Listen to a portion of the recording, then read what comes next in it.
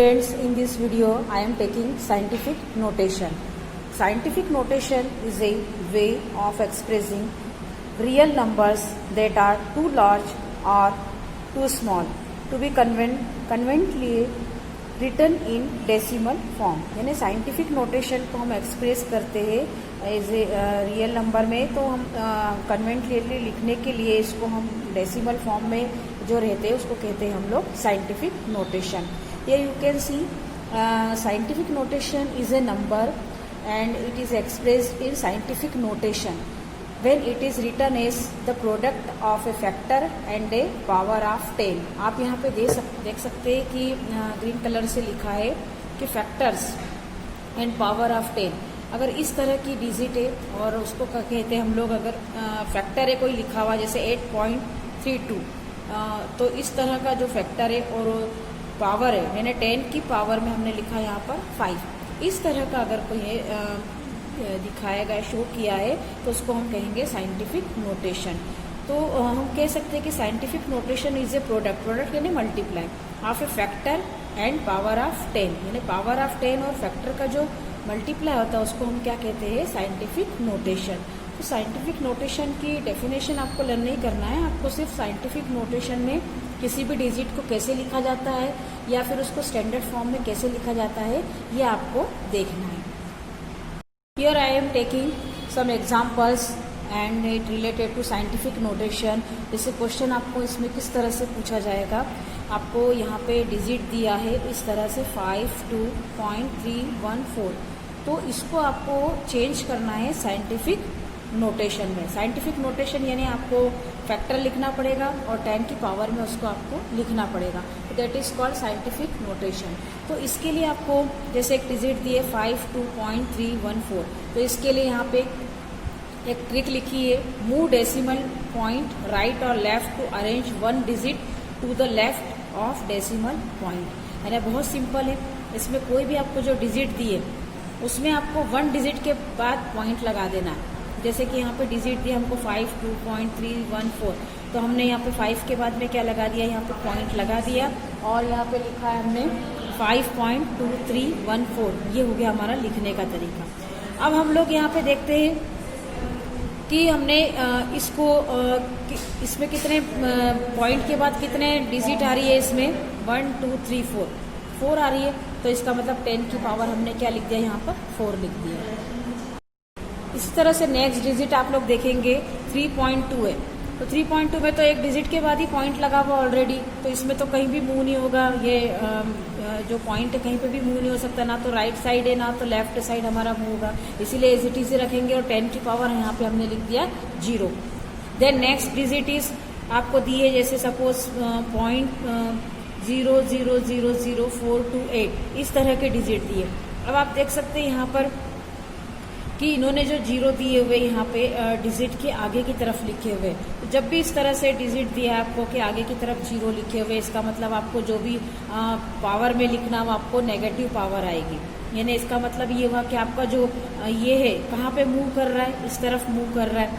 आपका जो पॉइंट है आपको एक सबसे पहले मैंने एक ईजी तरीका बताया कि कोई भी आपको ये दिया है डिजिट दिया, जैसे यहाँ पे 4 to 8 है, इसको आप एज इट इज लिख लो पहले, फिर उसके बाद एक डिजिट के बाद में लगा दिया पॉइंट, तो ये आपका यहीं पे काम खत्म हो जाता है. 4.28 यहाँ लिख दिया. अब आप देखो कि यहाँ पे हमने लिखा 4.28, तो हमने 4 के बाद यहाँ पे पॉइंट लगा दिया, ठीक है. तो ये हमारा आगे की तरफ इस तरह से जा रहा है हमारा एरो, इसका मतलब पॉइंट यहाँ से यहाँ मूव हो रहा है, इससे इस वाली डायरेक्शन में मूव हो रहा है, तो इसका मतलब हमको नेगेटिव साइन लिखना. और कितने जगह जा रहा है वो 1 2 3 4 5, यानी 5 उसको जंप कर रहा है, 5 डिजिट को जंप करके यहाँ पे जा रहा है, इसीलिए हमने यहाँ पे लिख दिया 10 to the power -5. फिर नेक्स्ट डिजिट हम लोग देखते हैं यहाँ पर 602000000.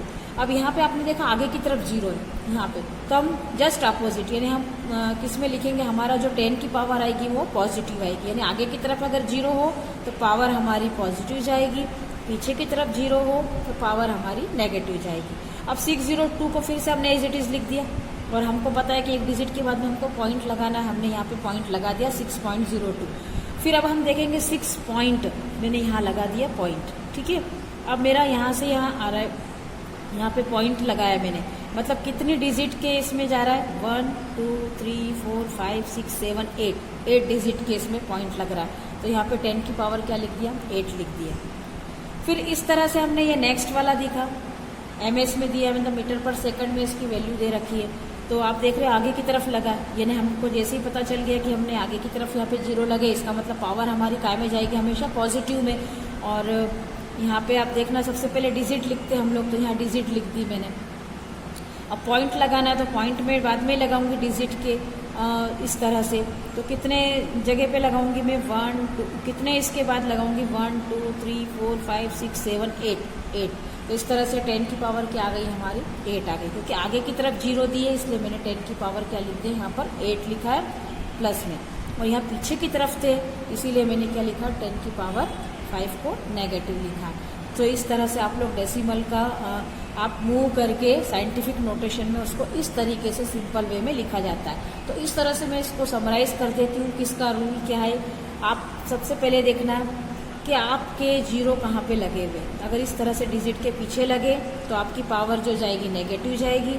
अगर आगे की तरफ लगे हुए हैं इस तरह से 0 लगे तो पावर हमेशा पॉजिटिव जाएगी। एक तो ये वाला रूल हो गया।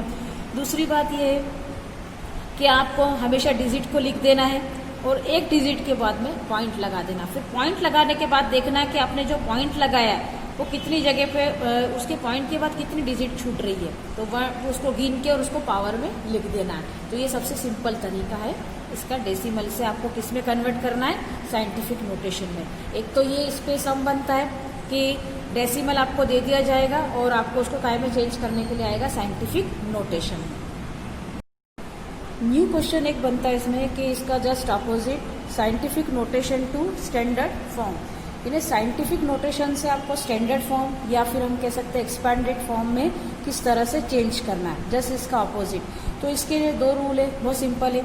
अगर हमारा पावर जो होगी वो पॉजिटिव होगी, यानी कि पॉजिटिव एक्सपोनेंट है, तो हम राइट हैंड साइड पे 0 लिखेंगे, राइट हैंड साइड में पॉइंट चलेगा। और इसी तरह से अगर हमारा नेगेटिव है, कोई एग्जांपल हमारा नेगेटिव पावर है, तो उसमें हमारा लेफ्ट हैंड साइड में हम 0 लिखकर उस पॉइंट को उस तरफ हम लोग मूव करेंगे। तो ये बहुत सिंपल है प्रोसीजर। इसमें सिर्फ 2 एग्जांपल है, जिसमें आपको एक पॉजिटिव और एक नेगेटिव का एग्जांपल है। इस तरह से आप देख सकते हैं। फर्स्ट एग्जांपल है हमारा 3.6 × 10⁵ तो इस तरह से यहाँ पे लिखा हुआ 3.6, तो हमने इस तरह को एज इट इज़ लिख दिया, इसको 3.6 लिख दिया। फिर अब हम देखते हैं कि पावर क्या है इसकी, 5 है, यानी पॉजिटिव पावर है। तो इसका मतलब हमें पता है कि आगे की तरफ हमको क्या लिखना है, हमारे 0 लिखना है। तो कितने 0 लिखना, हाउ मेनी 0 हम लिखेंगे, तो हम यहाँ से गिनना स्टार्ट करने हमको, मतलब ये है इसका मीनिंग है कि पॉइंट के बाद आपकी 5 डिजिट होना चाहिए। तो 0.6 एक हो गई डिजिट। फिर नेक्स्ट डिजिट हम 0 बाद में भी लिख सकते हैं, हम यहाँ पे अंडरलाइन करते जाएंगे। 1 डिजिट लिखी, 6 वाली है ही ऑलरेडी। फिर उसके बाद 2 3 4 5 ये अंडरलाइन कर दिया हमने। फिर उसके बाद ऊपर हमने यहाँ पे जहाँ जहाँ अंडरलाइन किया था वहाँ क्या लिख दिया, उसके ऊपर 0, यानी हो गई हमारी 5 डिजिट। इस तरह से 1 2 3 4 5 ये हो गया हमारा कंप्लीट। फिर यहाँ से हम पॉइंट क्या हो जाएगा, हमारा निकल जाएगा और यहाँ पे आ जाएगा पॉइंट। तो यहाँ के पॉइंट का कोई वैल्यू नहीं, इसलिए इसकी डिजिट आंसर में हम लिखेंगे 360000, इसका ये आंसर आ गया। इसी तरह से नेक्स्ट हमारा एग्जाम्पल है 8.43 × 10⁻⁻7। अब सबसे पहले हमने देख लिया कि हमारा जो एक्सपोनेंट है वो कौन सा है, नेगेटिव वाला है। तो हमको पता है कि हमें इस तरह से लेफ्ट आगे की तरफ हमको क्या लिखना है, 0 लिखना है, और डिजिट में फिर पॉइंट भी उसी तरफ मूव करेगा। तो 8.43 लिख दिया। अब हमको देखना कि पॉइंट के जस्ट बाद कितनी डिजिट आनी चाहिए, हमारी 7 तक जानी चाहिए। तो 1 तो ये हो गई, 2 3 4 5 6 7। अब जस्ट 7 के बाद हमने क्या लगा दिया, इस पॉइंट को यहाँ से खसका के इस जगह पे लगा दिया। तो हमारा आंसर क्या हो गया, हमारा 0.000, यानी इस तरह से हमारा ये पॉइंट इस तरह से हो गया 0 0 0 0 0 0 एंड 843 हमारा इसका आंसर हो गया।